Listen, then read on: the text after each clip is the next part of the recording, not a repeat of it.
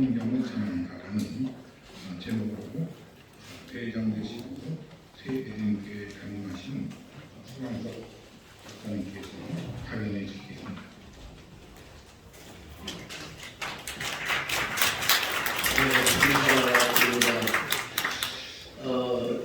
어제 정말 바쁜 주일을 또 보내시고 쉬시는 날에 이렇게 이 자리에 오신 여러분들에게 경의와 존경을 표합니다. 또 이렇게 존경하는 선배 목사님, 우리 나리멜 목사님 이렇게 바쁘신데도 불구하고 오시게 된 것에 대한 감사의 말씀을 드립니다. 여러분 아시다시피 저는 설교학자도 아니고 또 설교를 연구하는 전문 교수도 아닙니다. 현장에서 그저 뛰는 일개 목회자에 불과합니다. 그러나 저에게 갑자기 이런 주제를 주신 겁니다. 우리 안 목사님 이런 강연을 해보지 않겠느냐고. 나는 문학과 음악과 이야기를 통해 성경을 전한다. 제가 들어보니까 굉장히 매혹적이고 또 제가 한번 증언하고 싶은 그런 그 욕심이 들었던 것도 사실입니다. 근데 워낙 목회자가 바쁘지 않습니까? 부지런히 탐구를 했지만 이제 어제 제가 한번 원고를 보니까 야 이거 참 너무나 부족한 부분도 참 많이 있구나. 이게 저는 학교 다닐 때부터 보면은 대충 공부해놓고 바로 벼락치기로 공부를 해서 그래도 여러분 꼴등은 면했다는 사실을 그런 습관이 있어가지고요. 자 어쨌든 우리나라 목회자의 머릿속에 설교하면은 이제 강해 설교가 머릿속에 각인되어 있다고 할 것입니다. 이것은 강해 설교의 창시자인 헤돈 로빈슨의 역할 때문일 것입니다. 많은 분들이 강해 설교하면 뭐라 할까요? 설교의 구성 방식으로만 이해를 합니다. 그런데 성경을 어떻게 해석할 것인가? 그리고 이 설교를 어떻게 구성할 것인가? 예를 들어서 3대지냐 4대지냐 혹은 구절풀이, 구절을 강의하는 식이냐 그리고 어떻게 삶에 적용을 할 것이냐. 대부분의 우리 한국의 목회자들은 여기에 지금 머물러 있다고 해도 과언이 아닐 것입니다. 그러나 설교학사에서 강해 설교에 대한 이해는 형식이 구성이 아닌 중요한 설교신학에 대한 믿음의 근거를 두어야 한다고 여러분 저는 주장을 합니다. 이 강해설교라는 용어에서 발견되는 것처럼 강해설교는 본문이 어떻게 잘 드러나는가에 대한 성경적 신학적 가치가 중요한 것을 말하고 이 본문에 드러나는 그 저자의 의도 이걸 우리가 어떻게 잘 끌어내느냐 이것이 이제 강해설교의 관건이라고 이야기할 수 있습니다. 그런데 설교학자이며 그리고 조직신학자인 조엘 비키 퓨리턴 그 세러지컬 세미나리의 총장 겸 설교학 교수이신 조엘 비키가 이제 책을 하면서 우리나라에는 설교에 관하여라고 번역이 되어 있습니다. 이 책을 보면은 강해 설교의 특징이 뭐냐? 형식도 중요하고 구성 요건도 중요하지만 가장 중요한 건 뭐냐? 설교자의 마음에서 청중의 마음으로 어떻게 그 설교의 내용이 전달이 될 것이냐 여기에 포커스를 맞춘 것을 볼 수 있습니다.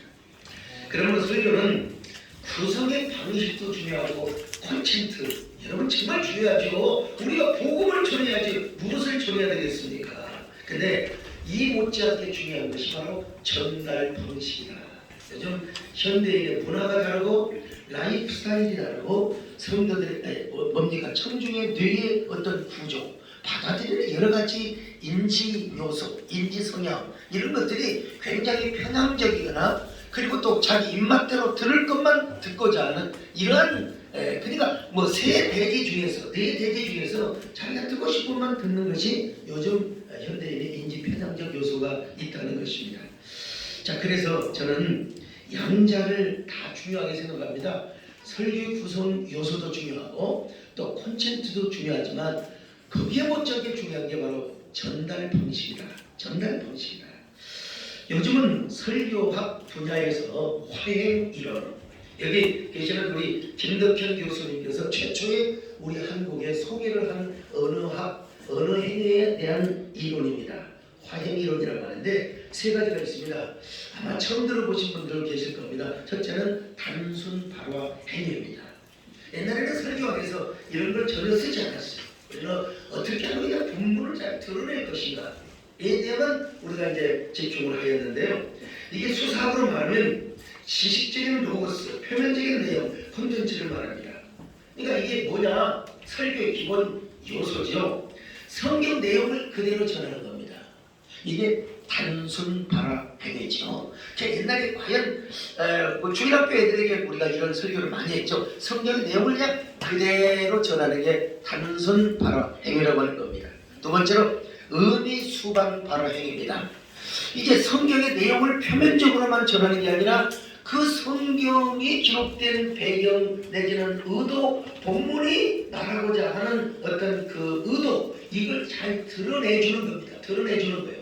이게 성경을 잘 가르치는 거죠. 성경을 나름대로 아주 잘 어떻게든지 성경의 내용을, 그래서 옛날 우리 서기학 교수님들은 성은 운반, 뭐라고 했죠? 성은 운반 행위 그랬잖아요. 그래서 하나님의 말씀을 전달하는 그 행위가 가장 거룩하다. 여러분, 이것이 이제 언어학 이론에서는 의미 수반 발화 행위입니다. 성경의 내용을 어떻게 하면 충실하게 잘 전달을 할 것인가. 그런데 이제 언어학 이론에서는 세 가지 마지막 번째를 중요하게 생각한다는 사실입니다. 효과 수반 발화 행위라는 겁니다. 효과 수반 발화 행위. 이제 성경을 아무리 잘 전해도 거기에 대한 피드백이 있어야 될 거 아니겠습니까? 막 손수건을 적시고 울든지 아니면 그냥 뭐 일부러 개그 콘서트를 하려고 개그를 하는 건 아니지만 그 성경 내용이 너무나 재밌어가지고 소위 말하면 환장을 해버리게 하든지 아니면 그냥 통곡하며 그냥 회개하는 이런, 아니면 막 춤을 추면서 그래서 뭐 설교는 성령 안에서 춤추는 행위라고 하는 학자도 있습니다만 이게 바로 뭐냐? 이게 바로 소위 말하면 효과 수반 발화 행위라는 겁니다. 설교는 적어도 의미 수반 발화 행위로만 끝나서는 아니 된다는 거예요. 효과 수반 발화 행위로 가야 된다는 겁니다. 과거에 우리 선배 어르신들은 이런 언어를 몰라서도 다 이런 걸 잘하셨습니다. 이런 언어, 이런 영어 몰랐어도 다, 그래 우리 나래밀 목사님도 다 그렇게 하셔서 교회가 그렇게 부흥이 된 겁니다. 근데 요즘 젊은 우리 후배들에게는 이런 것들이 좀 보이지 않는 게 좀 우리가 가슴이 아프지 않는가, 이런 생각을 해봅니다. 저는 선배님들의 아날로그적인 그런 그 향수적인 면모도 있지만은 또 젊은 아이들의 디지털 뭐라고 할까요? 디지털의 어떤 그 면모도 있다고 보고 양자를 다 묶을 수 있는 막내둥이의 그런 그 목회자라고 그렇게 제가 생각을 하고 있습니다만, 예술적 개입이라는 말을 들어보셨습니까? 예술의 어떤 그 예술적인 부분을 경영에다가 개입을 시켰더니 놀랍고 긍정적인 그런 그 변화가 일어나더라는 겁니다. 유럽에서 여러 제조 회사에서 예술인들을 해가지고 뭐 다큐를 만들어 준다든지 그 사람들과 함께 일을 하면서 대화를 하게 한다든지 그랬더니 생산의 효율성이 25%나 넘더라는 겁니다. 그래서 그래서 최근에는 이 경영자들이 예술적 경영을 하기 시작하게 된 것이죠. 저는 경영에도 예술을 개입을 시키는데 우리가 목회 현장에도 그렇지 않을까. 특별히 우리가 정말 이 설교에 있어서도 설교가 하나의 종합예술이고 목회도 어떤 의미에서 종합예술인데 우리가 예술적 개입을 시키는 것이 중요하지 않는가. 그래서 설교에도 문학이 필요한 것이고 설교에도 음악이 필요한 것이고 그리고 특별히 내러티브, 스토리텔링이 필요하다는 겁니다. 요즘 서점에 가셔서 책 제목만 보셔서도 아시겠지만 뭐 스토리 경영 이런 책들이 한동안 굉장히 많이 유행을 했었죠. 자, 그러면 저는 이제 세 가지 대지로 나눠서 제가 말씀을 드리려고 하는데, 저는 문학의 옷을 입혀서 성경 말씀을 전한다는 사실을 말씀을 드리고자 합니다. 이 원고만 읽어도 지금 2시간 될 겁니다. 그리고 그 뭐라고 할까요? 제 속에 있는 것들을 끌어내기 위해서는 최하로 한 너댓 시간 잡으면은 정말 저의 설교의 그 사상 또 가치 또 나름대로 스킬 이런 것들을 좀 이야기할 수 있겠습니다만 저에게 주어진 시간 길어야 아마 35분 40분일 겁니다. 그 안에서 끝내도록 하겠습니다. 인간은 문학적 존재입니다. 인간의 역사만큼 문학의 역사는 깁니다. 심지어는 성경 자체도 문학의 옷을 입고 문학의 형식을 빌려서 기록이 되었습니다. 성경도 일종의 성문학이라고 할 수 있습니다. 그래서 옛날에 대전대학에서는 지금 한남대학이죠. 성문학과가 존재했습니다. 기독교학과에서 성문학과. 자, 그러므로 설교회는 반드시 문학성이 없으면 그건 현대인과 교감하기가 쉽지 않습니다.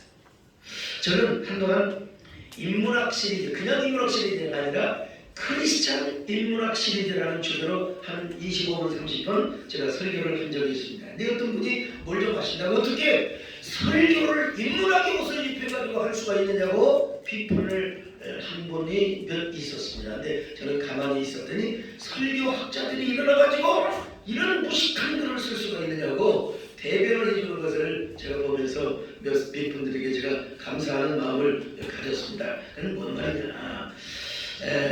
인문학이 문제를 제기하고 성경이 대답을 해주는 우문현답 시리즈와 같은 것이죠. 여러분 젊은 지성인들에게 스펀지처럼 먹혀 들어가는 그런 하나의 설교 시리즈라고 할 수 있습니다. 또한 설교의 시와 에세이, 소설들을 서론에서 소개하고 그것과 연관하여 성경으로 답을 하고 제시를 해주는 이런 형태가 바로 문학의 옷을 입혀서 설교를 한다고 할 수 있습니다. 제가 여기 수많은 자료들이 있는데요. 시간상 지나갑니다. 주님의 반란에서 최고의 때가 되라. 거기에 안도현의 가을 역서. 지금이 만약에 가을이라면 제가 이 시를 읽어주면서 바로 이 부분을 제가 한번 전개하는 것을 읽어주면 좋겠는데요. 시간이 갔고요. 시간 때문에 제가 생략을 해야 되겠습니다. 길이 끝나는 곳에서 새 길을 열라. 이거는 제가 2023년 1월 1일 주일 예배 때 했던 건데 제가 읽는 것보다도 현장에서 했던 영상을 그대로 한번 제가 보여드리면 좋겠다 싶습니다만 영상 지금 가능합니다. 새해 첫날을 맞이해서 여러분 모두에게 하나님의 은혜와 평강이 있기를 간절히 바라겠습니다. 특별히 여러분 모두에게 하나님이 예비하신 축복의 새 길, 축복의 새로운 형통의 길이 여러분에게 열리시기를 바랍니다.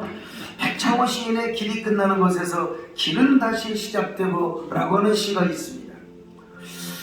이렇게 아무런 꿈도 없이 살아갈 수는 없지. 길이 없다고 길이 보이지 않는다고 그대 그 자리에 머물지 말려.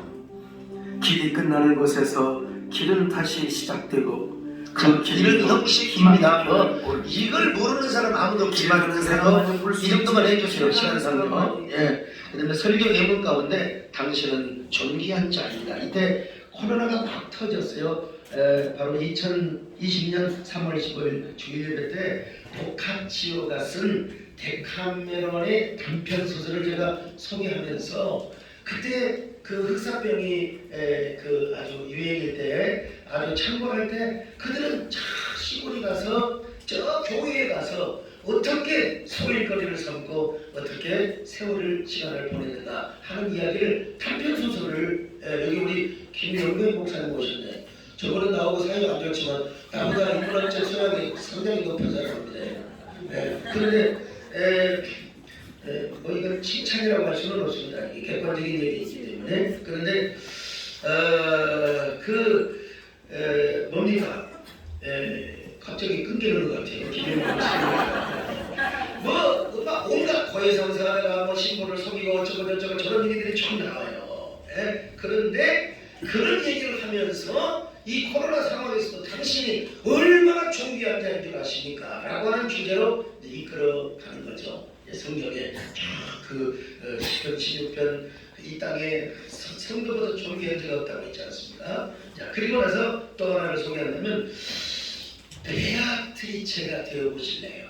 여러분 베아트리체는 단테의 신곡에 나오는 참 단테 사랑했던 그 연상의 여인, 이게 베아트리체인데요. 이건 한번 시간이 가도 이렇게 문학을 설교에 적용하는구나. 이게 다는 아니지만 중간중간 중장이 되어 있습니다. 그래도 이렇게 하는구나. 이걸 좀 소개해 드리고 싶습니다. 설교인은 4번째입니다.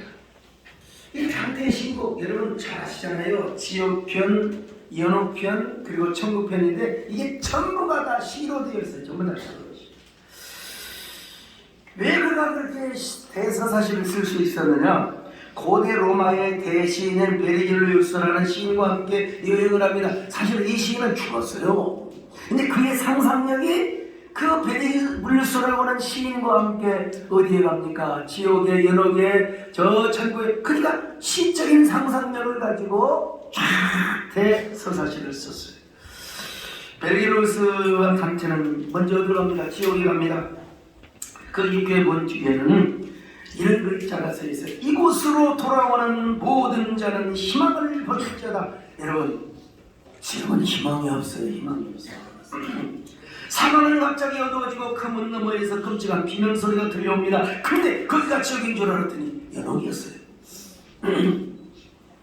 연옥은 어떤 것이냐? 지금 천국도 아니고 지옥도 아니요. 내가 이제 천국으로 떨어질 수도 있고 지옥도 천국으로 떨어지는 말인데 지옥으로 떨어질 수 있고 어떻게 잘하면 천국도 갈 수가 있어요. 이게 이제 종교의 이견이기 때문에 단테가 연옥설을 믿지 않을 수가 없어요. 지금 우리 개신교는 믿지 않습니다만 어쨌든 간에 단테는 연옥을 거쳐서 지옥을 갑니다. 지옥에 갔더니 지옥은 땅속 깊숙이 들어간 깔때기 모양의 거대한 심연이었습니다. 이것은 악마 루시퍼가 하늘에서 쫓겨나 추락을 하면서 땅속까지 뚫어놓은 것이요. 저요 그냥 그림처럼 보이지만 어마어마하게 넓은 건데 그냥 그림으로 그렇게 그려놓은 것입니다.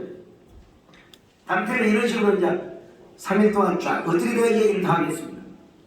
지역 경험을 한 후에 다시 바깥으로 나왔습니다. 이제 연옥 구경을 하고 연옥을 지나와요. 그런데 연옥에서 천국을 가려면 정화의 산에서 9단계를 올라가야 됩니다. 그 단계를 올라가야 마침내 불의 담을 넘어 아름답다 초동산으로 가게 돼 천국으로 간다 이 말이죠. 그런데 단테는 불의 담을 넘기 전에 누구를 만났느냐? 아니 꿈에도 그리웠던 베아트리아체라고 하는 여인을 만납니다. 세상에 그 여인이 불의 담을 싹 넘게 해가지고 말이죠. 9개 하늘에 낙원을 구경시켜줍니다. 여러분, 저는 지금 단테의 신곡 이야기보다 이제 베아트리아체는 이제 점점 제가 이제 방향을 옮겨가는데 여러분 저와 함께 잘 이 신곡의 여행을 해야 됩니다. 여러분, 이 베아트리아체라는 여인은 가상인물이라고 주장하는데 여러분 현실인물입니다. 괴테를 비롯해서 실제 인물이라고 주장하는 사람들이 너무나 많고요. 단테는 베아트리체를 언제 만나느냐? 9살 때 만납니다. 어린 나이에도 그녀를 보는 순간 하늘에서 내려온 성녀처럼 느껴지는 거예요. 그리고 9년 후에 18세가 되었을 때 다시 만나는데 순간 단테는 심장이 멈추는 듯 했습니다. 베아트리체가 바로 성녀처럼 보이는 거예요. 저 여자가 이제 그림으로 그렸으니까 그부터 단테는 저 베아트리체를 얼마나 연모하고 사모하고 사랑하는지 모릅니다. 단테는 베아트리체에게 완전히 끌렸어요. 아니 자기가 그렇게 평생 좋아했던 여자가 성녀가 되어가지고 자기에게 나타난다. 가슴이 뛰고 영혼도 떨립니다. 성스러운 사랑을 느꼈어요. 그런데 여러분 불행하게도 세상에 베아트리체는 돈 많은 은행가에게도 시집을 가버립니다. 이 단테에게도 말이에요. 그렇게 영혼이 떨리고 좋아했던 성녀인데 그런데 또 가서 행복하게 살면 또 내가 사랑했던 여자가 가서 행복하게 살면 여러분 위로가 되잖아요. 근데 가서 그 남자한테 돈 많은 남자한테 가서 시집 가가지고 2년 만에 콜레라에 걸려 죽어버려요. 단테가 얼마나 상심을 했겠습니까? 나한테 시집 오지 나한테 시집 안 오더니 세상에. 그래가지고 단테는 많은 작품에서 베아트리체를 성녀로 특별히 신생이라고 하는 작품에서 성녀로 묘사를 합니다. 게다가 단테가 35살이 넘어서 망명생활을 하잖아요. 그러니 베아트리체를 향한 사모함과 연모의 심정이 얼마나 짙었겠습니까? 이게요, 이 베아트리체에 대한 그 슬픔을 여러분, 우리나라 가수 조용필 씨도 이 노래를 불렀잖아요.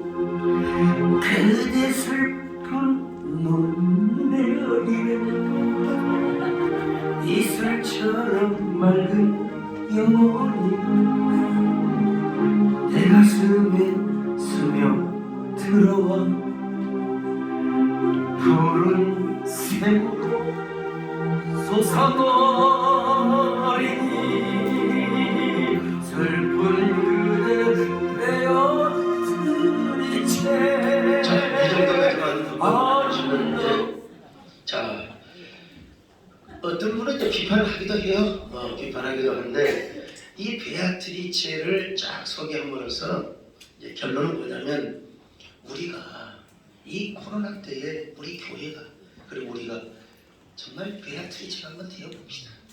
이 세상에 지탄받고 공격받고 그냥 비난받는 우리 교회가 우리가 베아트리체가 되어서 이 단테는 당시에 종교의 이전이기 때문에 그 시대적 한계가 있었을 거 아니겠어요? 우리는 지옥 갈 사람들, 참 망할 사람들에게 베아트리체가 되어서 천국을 안내하는 교회로 안내하는 사람이 되자. 요 이야기입니다. 요 이야기. 요 이야기를 하기 위해서 이런 베아트리체 이야기를 하게 된 거예요. 제가 이제 본질이 아니면 우상이다라는 설교를 한 적이 있습니다. 이걸 가지고 제가 영상에 보여주려고도 생각을 했는데 아무래도 이 성령중앙협의회에서 초청한 사람들은 한 3분의 1은 거기에요. 그래서 지난번에 제가 한번 한 적이 있어서 저 새끼 또 미천없으니까 저거 하는구나 할까 싶어서 동감이 깊은 뜻이 있었으니까 우리 안종면 목사님 왜 내 책을 좀 인용해 주지 그랬느냐. 여러분 그 책은 있으니까 여러분 그것도 기가 막힌데 시간상 제가 적용하는 걸 보여주지 못합니다. 어쨌든 이렇게 이제 번하게 옷을 입히면 정말 설교가 더 현대적이고 또 깔끔할 뿐만 아니라 복음을 더 명료하고 또 복음을 더 아주 지성적이고 또 감성적으로 잘 전할 수 있다는 사실, 이걸 제가 지금 드립니다. 두 번째는 음악의 옷을 입혀서 성경을 전합니다. 인간은 음악적 존재이지요. 음악 없이는 살 수가 없는 존재입니다. 여러분 영화에 음악이 어떤가요? 음악 없는 영화 이건 아무리 대사, 서사 그리고 아무리 연기를 잘한다 할지라도 여러분 그건 영화가 될 수가 없습니다. 뮤지컬에 음악이 없어보세요. 그 얼마나 묵직한 적입니다. 모세도요 하나님의 말씀을 어떻게 가르쳤느냐, 운율로 가르쳤습니다. 신명기 31장 쭉 보니까요 운율로, 그리고 하나님의 말씀을 음악으로 노래로 가르치라고 그렇게 부탁을 했지 않습니까 모세가. 자, 교회에서 짝으로 볼 때도 성 프란시스, 여러분 성 프란시스는 거리에 가면은 낭인들이 시장의 모든 넉마주의까지도 다 나서 엎드려 절을 하고 존경했다고 그것만 압니다. 그것만 알아요. 그리고 막 설교를 하면 막 광장의 비둘기와 산에 가면 맹수들까지도 와서 설교를 들었다는 요 이야기만 알지 정작 바로 이 성 프란시스가 어떻게 설교를 했는가에 대한 부분은 잘 몰라요. 제가 학자들을 시켜가지고 저는 여러분 학자가 아니잖아요. 문을 다 찾아보도록 하고 프란시스가 어떻게 설교를 했는가 봤더니 여러분 당시의 사제들은요 라틴어로 설교를 합니다. 그래서 성당에 가서 설교를 들어도 무슨 말인지를 몰라요. 그런데 성 프란시스는 시장에 가서 광장에 가서 시장 언어로 그렇다고 욕을 하는 말은 아닙니다. 이 시장 언어 내지는 문지방 언어를 가지고 다시 말하면 그들의 사투리를 가지고 설교를 했다 이 말입니다. 라틴어를 모르는 그들에게 민중에게 쉬운 언어를 썼다는 것은 우리가 충분히 인정할 수 있는 얘기지만 동시에 그 복음의 내용을 어디에 깔았느냐, 음악에 깔았다는 사실입니다. 자, 음악에 깔. 근데 그 성 프란시스가 어떤 음악을 썼느냐, 주로 일반적인 프랑스의 건전한 민요나 대중가요의 곡을 써가지고 그 곡에다가 개사를 해서 복음을 전했다고 하는 사실입니다. 다는 아니지만 우리 문성모 총장님 오셨네요. 그러니까 다는 아니지만 성 프란시스가 이렇게 하면서 복음을 전했을 때 얼마나 많은 이런 그 군종들이 눈물을 흘리고 이 일을 고깝게 볼 사람들이 누굽니까? 고깝지 않게 볼 사람들이 바로 사제들입니다. 그래서 저 성 프란시스를 파멸시켜야 된다고. 그렇지만 여러분, 그때 이노센트 3세라고 하는 교황이 사제들을 설득을 시켰어. 아니다. 우리가 못하는 복음을 성 프란시스는 저렇게 전하고 있다. 그러면서 탁발수단, 다시 말하면 그게 뭐죠? 프란치스코 탁발수단을 만들어 줍니다. 이 교회사를 보면 이런 그 일들이 있는 걸 봅니다. 자, 그러면 존 칼빈은 어떻게 했는가? 칼빈, 이게 뭐 중간중간에 뭐 칼빈이 어떻게 음악을 깔아서, 쉽게 얘기하면 이런 얘기입니다. 자료를 보시기 바랍니다만, 이 칼빈 선생님 같은 경우는 이 칼빈 목회를 하면서 특별히 시편 찬송을 만드는데 그걸 시편 주례부 찬송이라고 했어요. 시편을 다 암송을 시키는데 노래로 하면, 우리 알레베드기메다 여기 있잖아요. 그런 것처럼 저 노래 있잖아요. 그 노래로 알파벳을 외우게 하니까 지금도 잊어먹잖아요. 지금도 잊어먹지 않은 것처럼 바로 칼빈은 주례부 찬송을 만드는데 그 작곡가가 따로 있었어요. 작곡가가 따로 있었는데 그 작곡가가 어떻게 모든 곡을 다 우리 문총장님 같은 분이 한 10몇 명 계신 모르지만 다 할 수 없잖아요. 그래서 그때도 프랑스의 민요, 건전한 가요를 갖다가 썼다고 하는 사실입니다. 뭐 우리나라에도 지금 하늘나라 밝은 길에 천국의 의지 없어서 뭐 이게 다 스코틀랜드 민요 아닙니까? 사실요. 나 같은 죄인 살리신 신자에게 원합니다. 이거 다 흑인 민요가 이런 겁니다. 오늘날 설교 속에 예화가 있습니다. 예화가 있는데 이 예화는 두 가지 예화가 있습니다. 하나는 곡조가 있는 예화인가, 하나는 곡조가 없는 예화인가. 곡조가 있는 예화는 노래로서 하나님의 사랑과 하나님의 심판과 회개를 종용하는 그런 메시지가 될 수 있고요. 곡조가 없는 것은 여러분 전차피 예화는 성경 얘기가 아닙니다. 세상에서 있었던 이야기입니다. 저는 여러분 언젠가 그 호세아라는 설교를 하면서 여러분들 뭐 비판을 하시면 좋습니다. 안 하시면 되는 것이니까 저는 이렇게 할 때 어마어마한 사람들이 회개하고 올라오는 그 천국의 반영을 일으키는 것을 제가 볼 수 있었습니다. 자, 호세아에서 너희들 나는 너밖에 없다. 나에게 돌아와라. 이런 메시지를 하다가 제가 한번 계산한 적이 있어요. 뭐 제가 어차피 저를 개방하는 시간이니까요. 자, 한번 보여주세요. 바알과 행음하는 이스라엘 백성들에게 돌아봐. 제가 이스라엘에 나에게 너희들 얼마나 사랑하는 줄 알고 이토록 나와요. 너희들만 짝사랑을 하게 한단 말이냐. 돌아와라. 이스라엘 짝사랑하자. 하나님 상처받았어요. 저는요 이런 장면을 생각하면 조건만 사적으로 아이고 어쩔 수 없이 참 나는 만큼 생각이 되는데요. 나는 이런 노래가 생각이 나요. 나 항상 그대를 아시나요? 근데 하나님의 마음이 이런 마음입니다, 여러분. 돌아와 내게 돌아와. 난 온통 그대 생각뿐이야. 불같은 나의 사랑 피할 수 없어. 그대는 내게 돌아와요. 자, 여러분, 결국은 복음을 전하는 겁니다. 복음을 전하기 위해서. 그럼 이렇게만 하느냐? 설교 중간에 이제 정말 설교 중간에 이제 함께 찬양을 합니다. 여러분, 내가 할 수 없는, 내가 말로 전할 수 없는 걸 그냥 찬양으로 함께 서로 공감하는 거예요. 자, 그거 한번 보여줘 보세요. 뒤로 밀려가지고. 겸손하긴 하지만 내가 주님의 겉옷을 만졌을 때 나의 이 열병의 증세가 확 말라져 버리는 것을 경험하였소. 도대체 예수님은 어떤 분이시기 때문에 이런 능력을 가지고 있단 말입니까? 나를 노래하고 싶습니다. 나는 여러분 앞에 춤을 추고 싶습니다. 나는 주님을 송축하고 싶습니다. 송축해 내 영혼 내 영혼 거룩하신 이름 이전에 없었던 노래 나 주님을 다시 한번 할까요? 송축해 내 자, 영혼 2절 가고요. 네. 여러분 이렇게 찬양을 할 때요, 누가 울라고 해서 울고 누가 웃으라고 해서 웃겠습니까? 네, 이거는 음악이라고 하는 찬양이라는 하나의 공감대가. 자, 그런데 우리끼리 노래를 해서도 잘 전달이 되지 않겠다고 생각할 때는 특별한 성악가를 씁니다.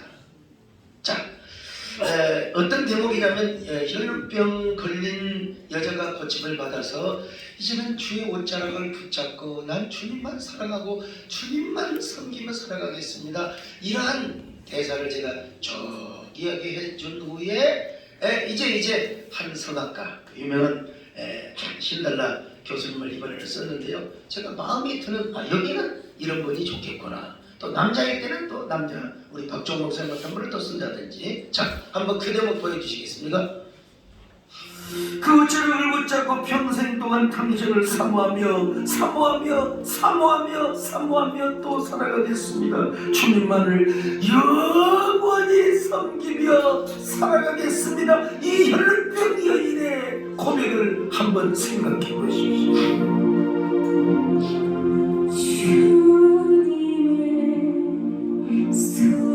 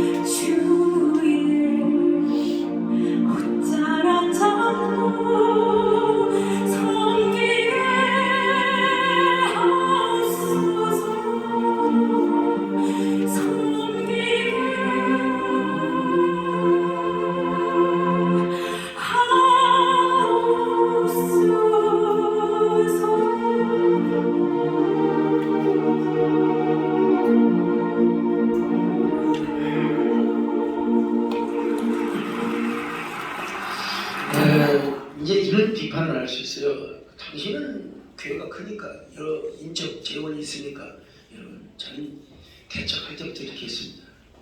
이게 저는 이런 마인드가 있어서 저렇게 할 수는 없었지만 그 하나님의 사랑 이야기, 삭개오의 회심할 때 그 예수여 이 죄인도 용서받을 수 있나요?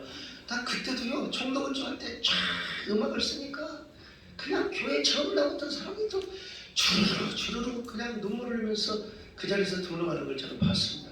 제가 이게 경험이 있고 그 개척기 때부터 하나님께서 성탄절에 쫙그 별을 넘어 이낮과 낮은 이 땅에 예수님 오신 얘기하면서 탁 하면은 벌써 반주 나오고 앞자리에 대기하고 있다가 비록 개척교회지만 그 크신 하나님의 사랑 말로 다 할 수 이 찬양을 들으면 그때는 그때대로 그 공동체 안에서 거룩한 영적 역설적 무모한 아주 그냥 임프레시브한 감동 공동체가 되는 것을 제가 보았습니다.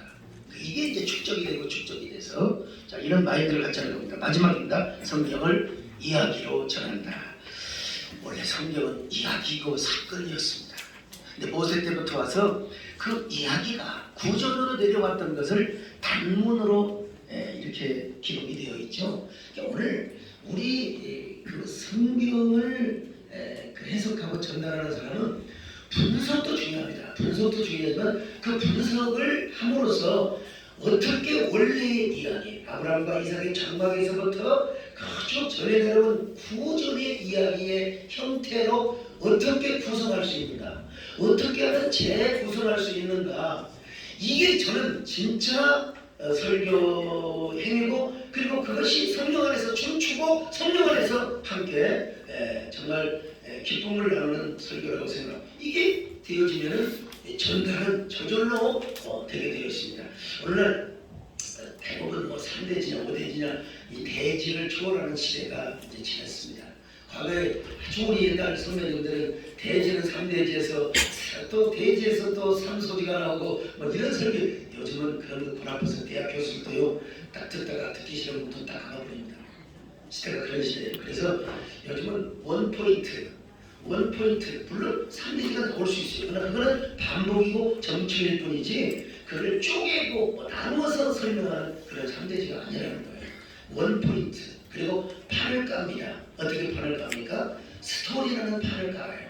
판을 깔고 여기 우리 이제 저하고 완전히 스타일이 다른 우리 김삼한 우리 김영찬 계십니다. 저분은 철학을 공부하셔서 철학적이고 사변적인 설교를 했어요. 속으로 저 새끼 지금 신나라 까먹고 있다. 그래서 몰라요. 근데 또 이분 철학도 공부하시고 저는 이야기를 이런 데는 이야기 시대입니다. 광고도 보십시오. 여러분 드라마가 다 달라졌어요. 저는 스토리텔링입니다.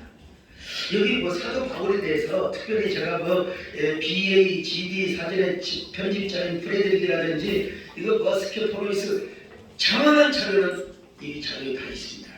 결국은 바울도 연기적 복음을 전하지 않았을까? 무대의 연기자처럼 그렇게 복음을 전하지 않았을까 하는 학자들의 주장을 내가 그대로 실어 놓은 것입니다. 심지어는 천막 제조자 역시 이게 바로 뭡니까? 스케포노이스라는 말인데 이게 바로 천막 제작자 역시 무대의 소품을 만드는 직업으로 해석을 해야 된다고 주장하는 학자도 있어요. 이게 내 얘기가 아니라 오늘날 이런 앞서가는 학자들의 이야기인데요. 그래서 바울도 이렇게 철학적으로 스토이고 철학자들과는 철학적으로 복음을 전하기도 했지만 고린도 같은 경우는 원형 경기장이 있고 막 그래서 그런 분야에서 아마 좀 광대적인 길거리 다니면서 약간 그런 뭐라고 할까요?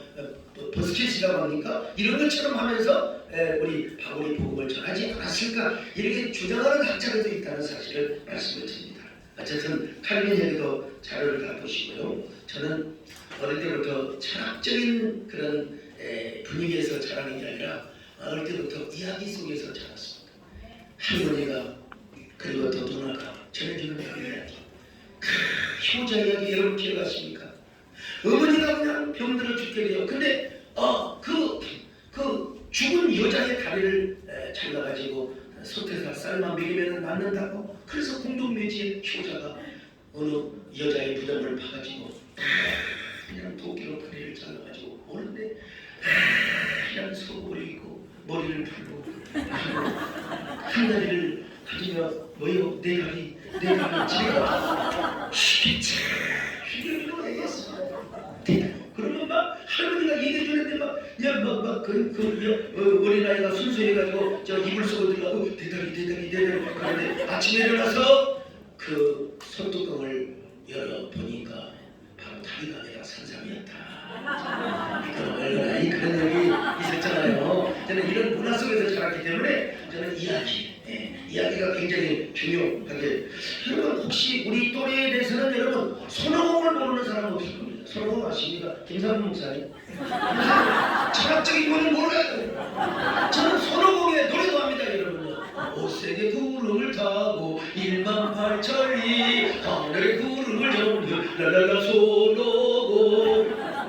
이게 TBC 옛날에 그 동양방송에서 연속하게 머릿속에 박혀있어요. 여러분 손오공의 주문을 외우십니까? 이런 상황 속에서 제가 자랐기 때문에 저는 이런 면이 있다는 걸 좀 알아주시길 바라고요. 어쨌든 간에 요즘 교리나 신학은 우리가 이 교리 강의나 이런 건 설교복음 시간에 한 것이고 설교는 신학이나 교리만을 얘기해서는 안 됩니다. 또 그렇다 하더라도 그걸 스토리텔링으로 잘 발라짜서 그리고 거기에 예수 그리스도라는 복음의 핵심을 넣는 것이 오늘의 태세라는 것이죠.